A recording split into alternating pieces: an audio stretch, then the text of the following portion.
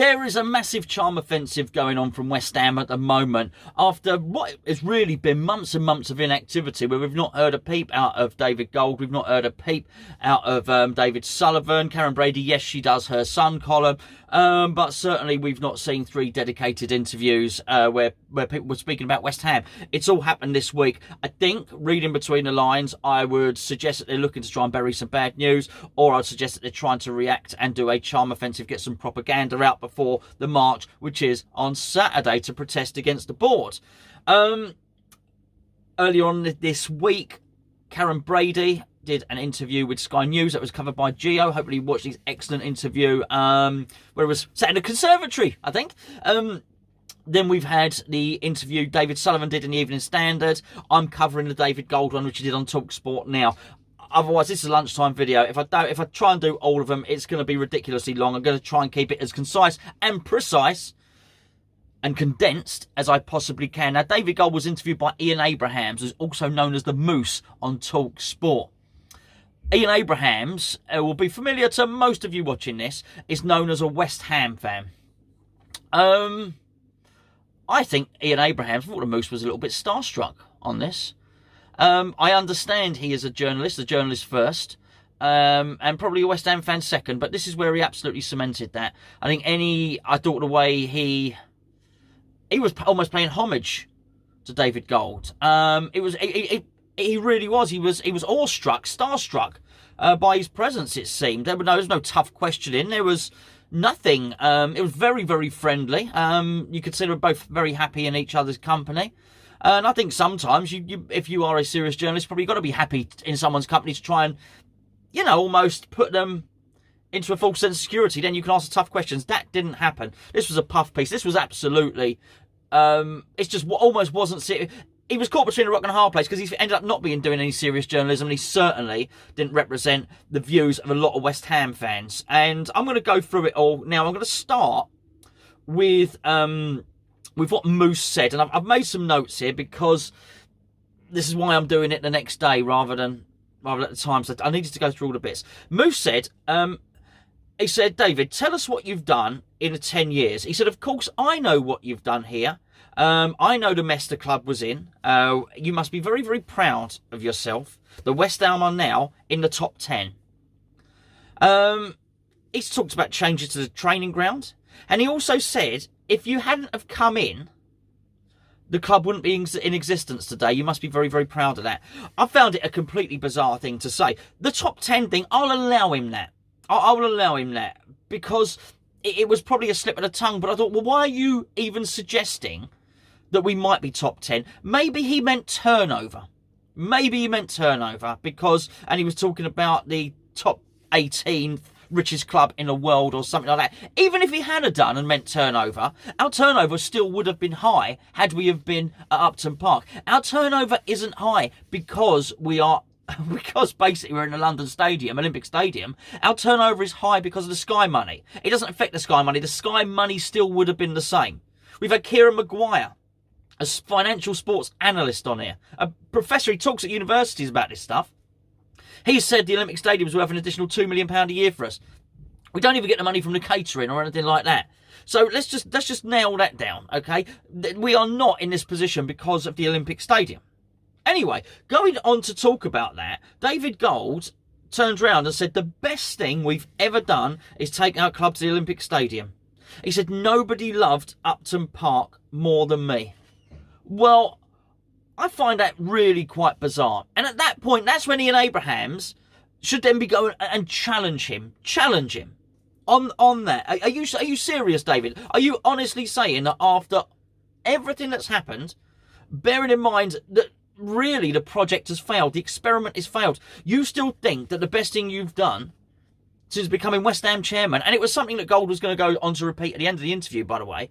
He said the best thing you've done is moved to the Olympic Stadium. That's what he should have said, but he didn't. He just allowed the comment to pass.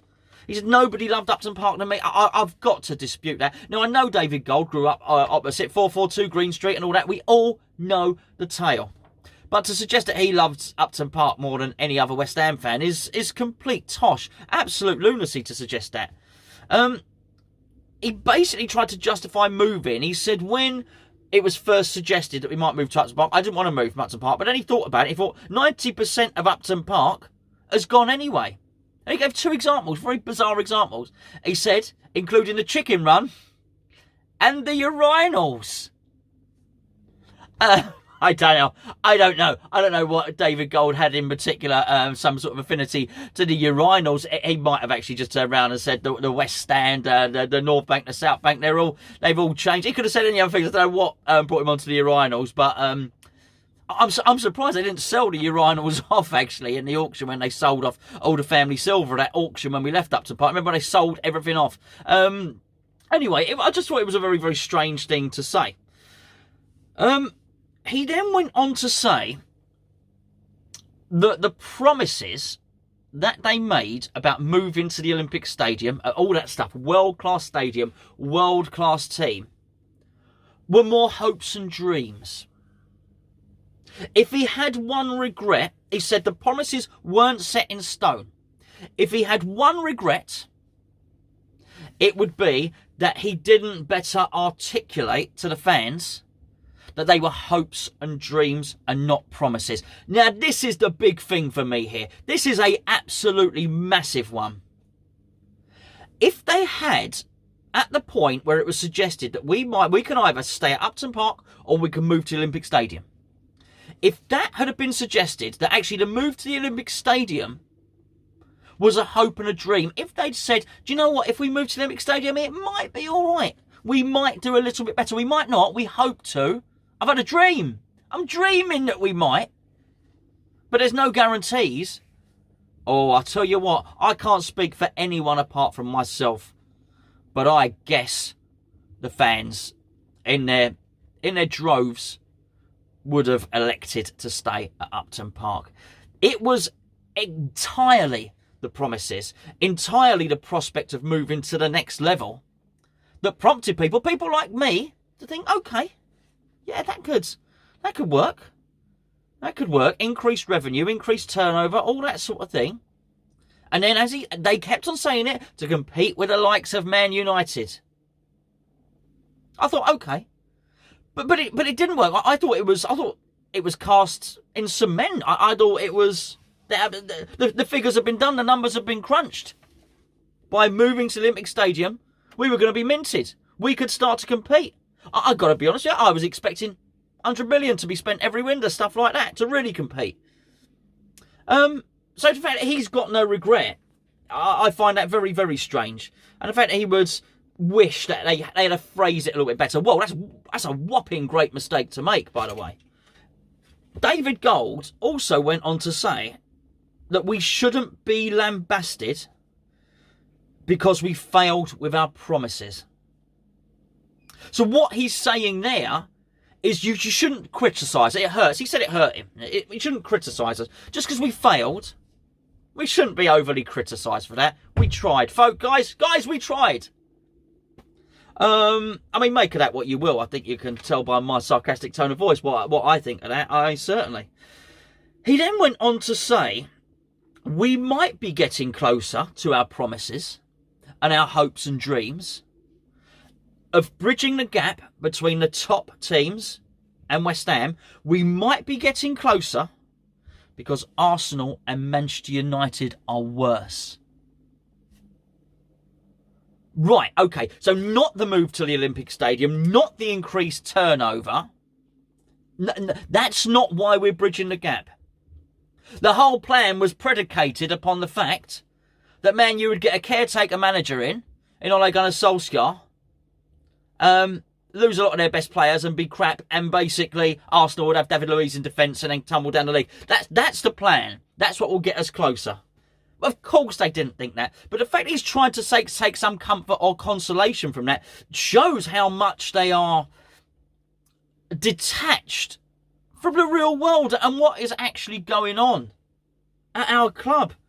The fact that any of their hopes or any of their dreams can be based on anything any other club does and another club's failure, I think is absolutely ridiculous. Moose went on to say, this annoyed me a lot. Moose went on to say the majority of fans like you and David and appreciate what you've done. What I mean, this is where Moose. I mean, I've got to say, he has really. I really do feel that he has lost any sort of credibility. As I say, it would have been. He could have done this. He could have played this interview either way. He could have played it as a West Ham fan. He could have played it as a serious journalist. I feel he's gone right down the middle. And he's failed with this because the majority of the fans don't appreciate what they've done. I think there are a good number of fans who like the stadium move. But there are a lot of fans who are very, very unhappy. And to say the majority are happy and appreciate everything that Gold and Sullivan have done is absolute nonsense. Because Moose then went on to say... Sorry, let me get this. Where did he say? Sorry. Moose then went on to say... Where has it gone? That the club wouldn't be in existence without them. Them taking over. They rescued us. Let's nail this down right now. There were 3 parties interested in taking over West Ham. One of them was Tony Fernandez. The other one was something called the Interstellar Group. It was a group of people. And then it was Gold and Sullivan. 3 people made bids to make out that the only way West Ham could have been saved by Gold and Sullivan is to rewrite history. It does not tell the facts. Tony Fernandez has actually tried to buy us once since then anyway. Gold said we've done so many things to make the stadium better. Over 50 things. And he said, and we can still do more. They might have rearranged. Look, as I've said before, it's rearranging the chairs on the Titanic in that sense. Until you get those seats closer to the pitch, you've not done the big thing. The really, really big thing. The opposition players come there, they're not scared. We're miles away from the pitch. That's the whopper. It's no good doing 50 small things. The big thing needs to be addressed. We can't do it because it's not our home. We don't have any say in it. We don't own it.